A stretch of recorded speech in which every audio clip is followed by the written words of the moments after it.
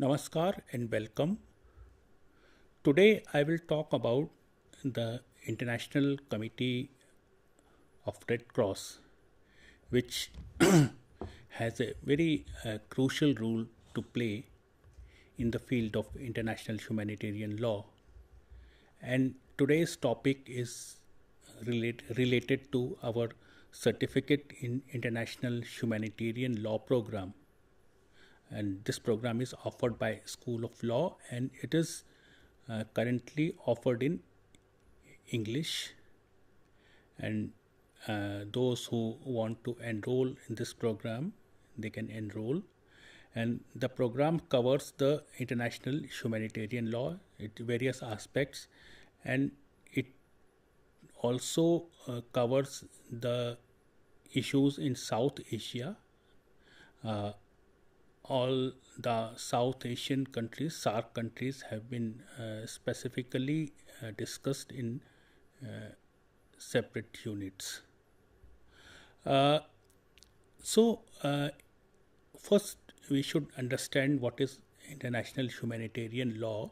In simple terms, we can say that it is a law which limits the use of arms, and it also limits the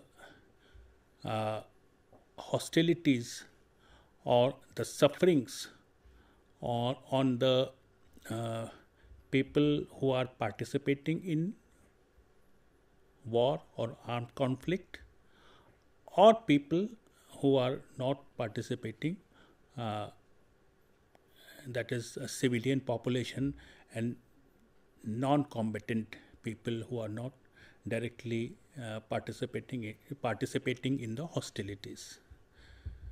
So it limits the kinds of weapons which can be used, or for example, the rules relating to the treatment of prisoners of wars, the civilian population, attacks on civilian installations, hospitals, educational institutions, etc., cultural properties.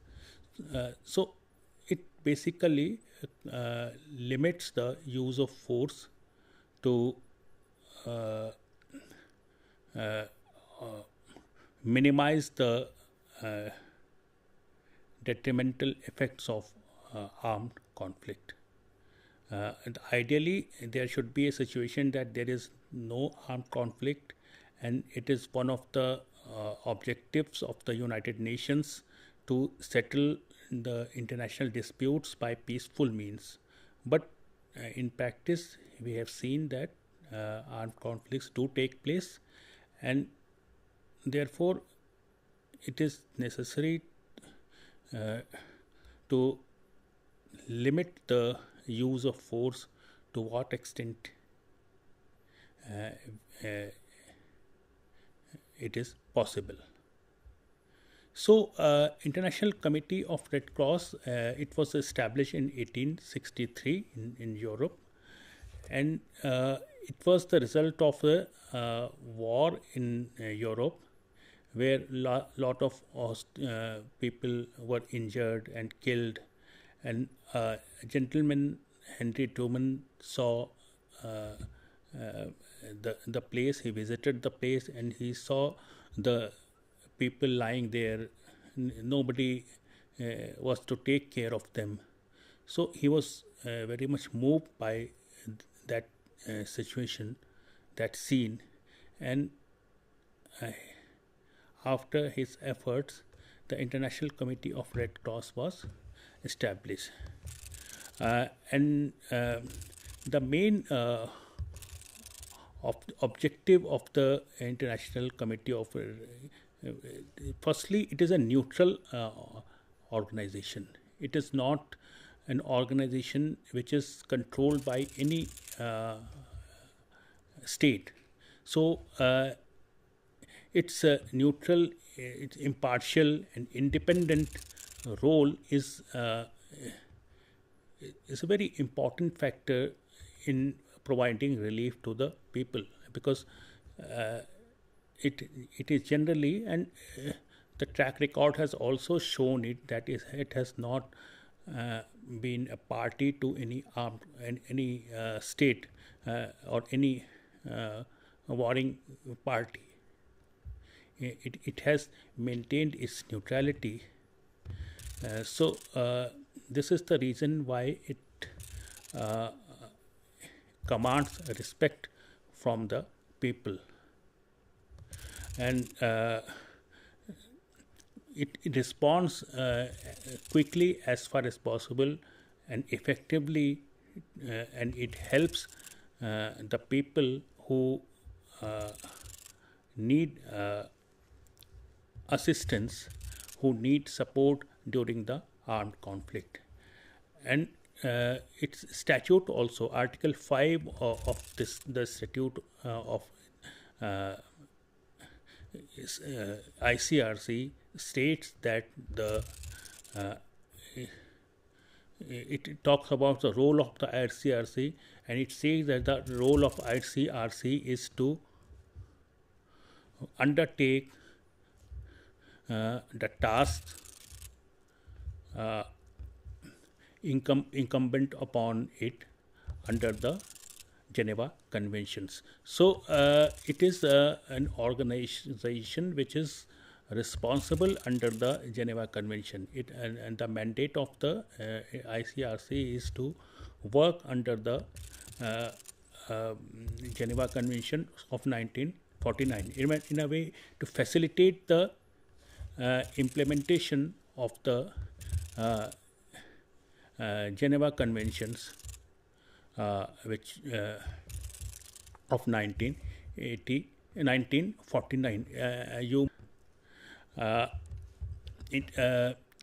After the Second World War, 4 Geneva Conventions came into force.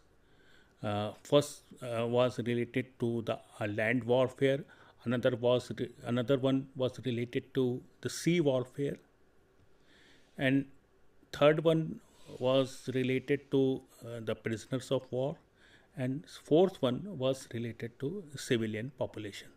And thereafter, 2 additional protocols were adopted in 1977 to enlarge the scope of these conventions. So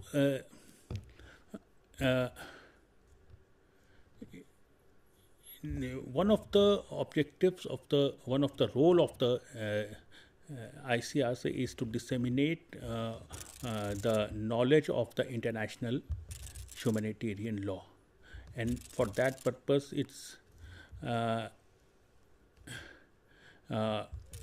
conducts various seminars, conferences and awareness programs with the armed forces and other stakeholders. So this is a very important organization as far as its role in the international field are concerned, in the application of international humanitarian law is concerned. Now, it basically, if you see, it deals with the violation where the international the provisions of the conventions are violated. It acts and it provides help to the victims involved in the war, and being an independent and neutral organization, its role is essentially, as I mentioned, it derived its basis from the 1949 conventions. Now, although it was the older organization, but now it basically works within the scope of international Geneva Conventions of 1949.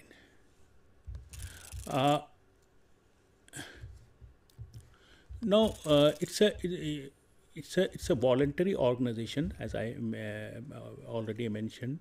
It is not controlled or um, managed by any state, and it depends on the voluntary contribution for uh, from the people. And the work of the ICRC is based on the uh, uh, Geneva Conventions, as I mentioned, and two additional protocols which was signed in 1977.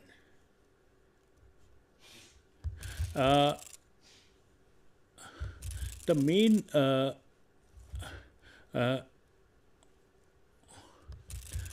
role of the ICRC is, you can see that it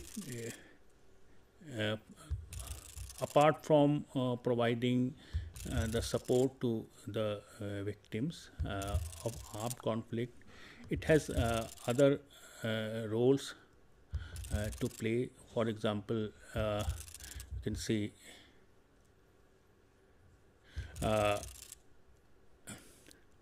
it takes action in respect in response to emergencies, and promotes the respect for the international humanitarian law and its implementation in national law. So it promotes the implementation of the international humanitarian law in the national sphere. It promotes the it helps in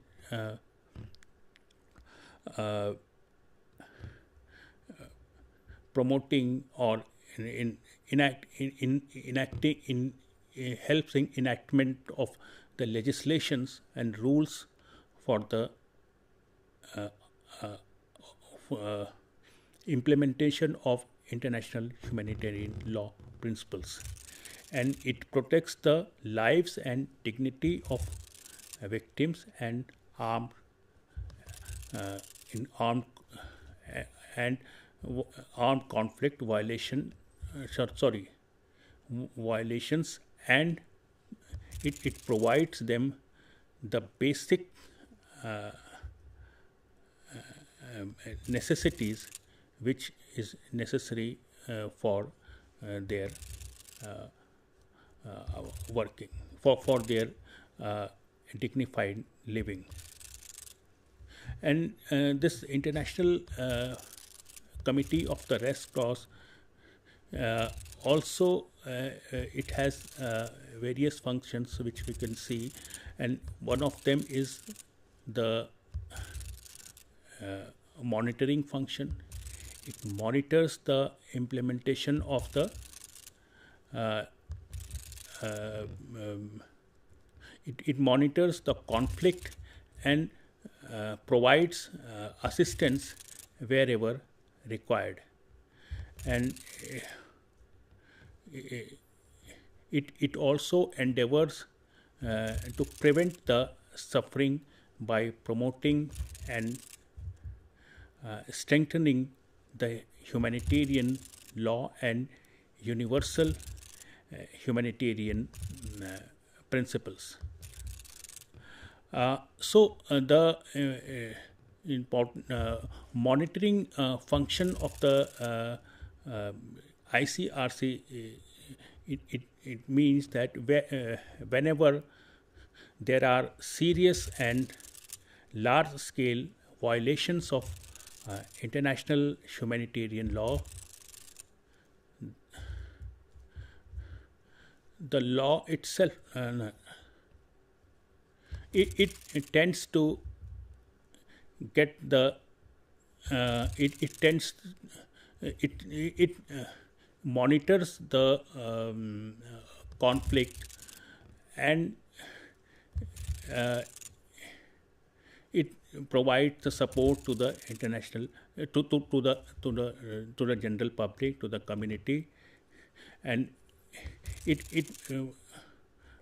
tries to find out exactly what are the reasons, and wherever what are the supports or help or uh, assistance which the people required. There may be situations that people need medicine or clothing or proper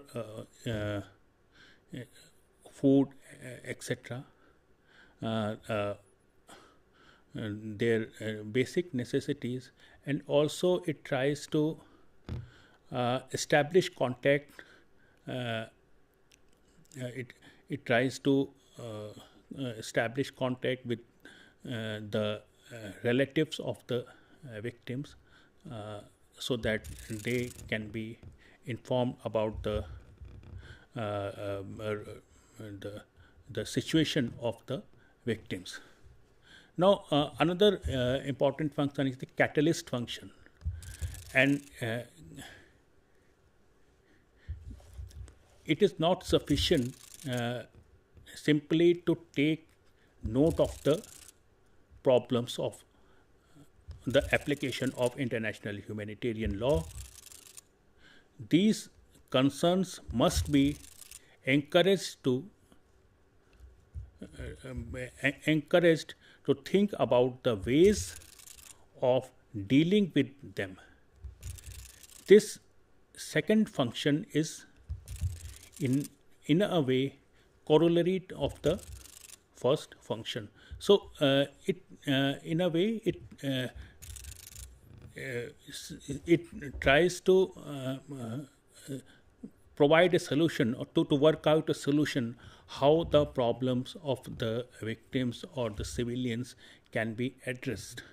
And there can be various methods depending upon the situation of the armed conflict.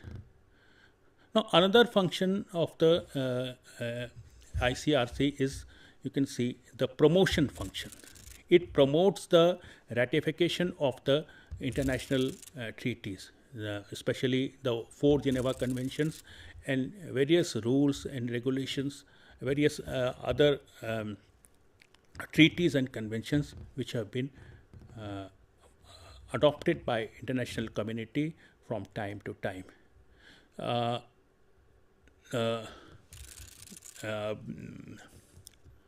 Most of the countries have signed the treaty and ratified also, but the countries have expressed reservations regarding mainly the second optional protocol of 1977, which talks about the non-international conflicts, the conflicts which takes place within the boundaries of a state, because states think that firstly they don't consider, in most of the cases they don't consider that the internal conflict as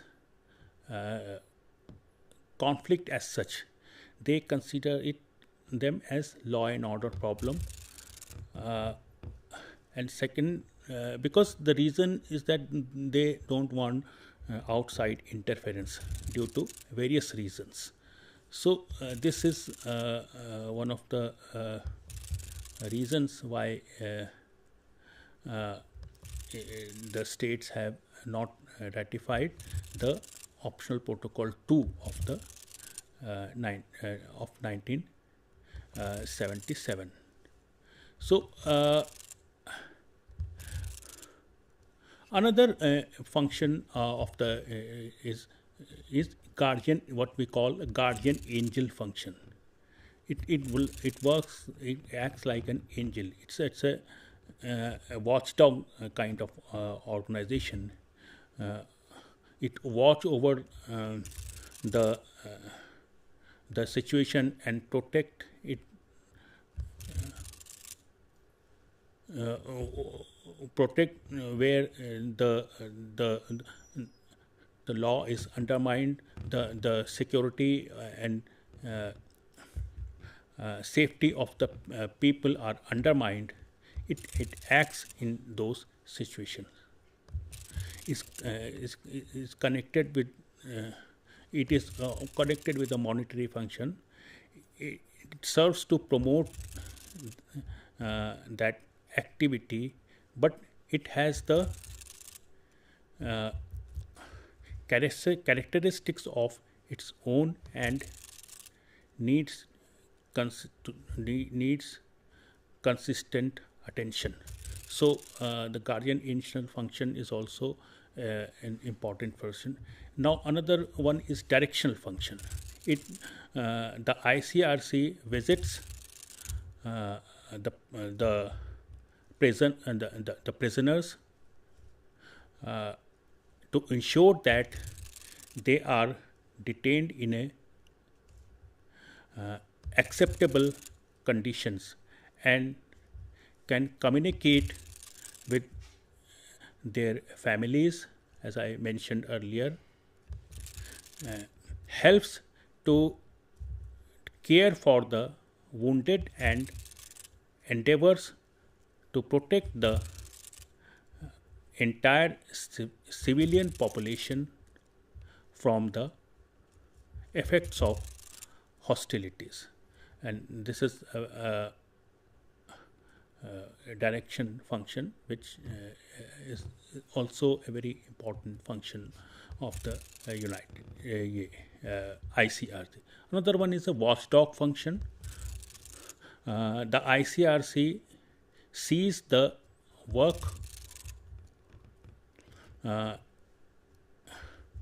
it does to encourage it encourages parties to the armed conflict to comply with the international humanitarian law as part of its direction function. So this function is also direction function, and this function is also in a way interrelated. So the distinctions which we are trying to present here is only for the purpose of understanding the things. Otherwise, all these categories are directly linked to each other. So from this discussion, you must have understood the basic role of the ICRC. Its role is tremendous, and it has participated in various armed conflicts. It is still very active, and it has provided support whatever needed to the civilian population, to the injured people, to the people who have especially the people who are not directly participating in the hostilities. If they are it has ensured that they are not subjected to attack. And especially in case of prisoners of war, it provides the basic necessities to the prisoners of war, their basic needs.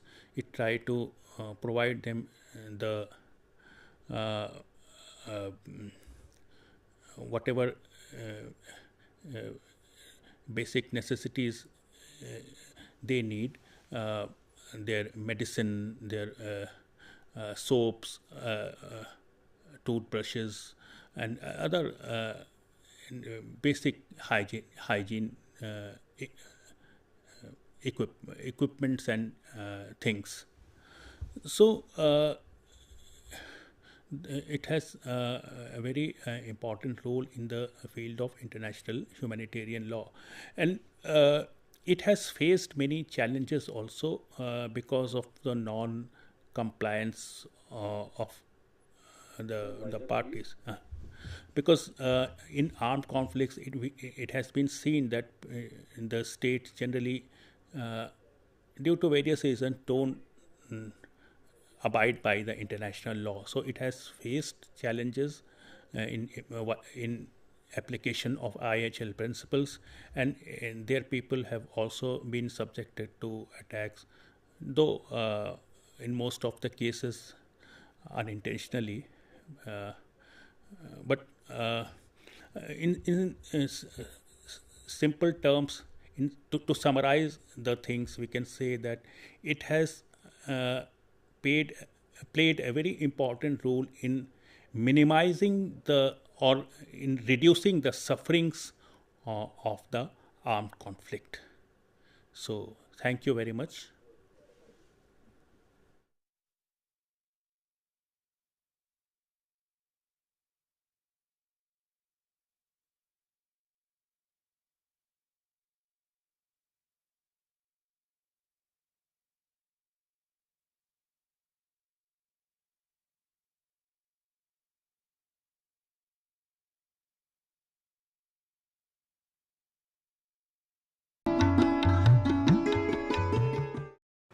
Dear students,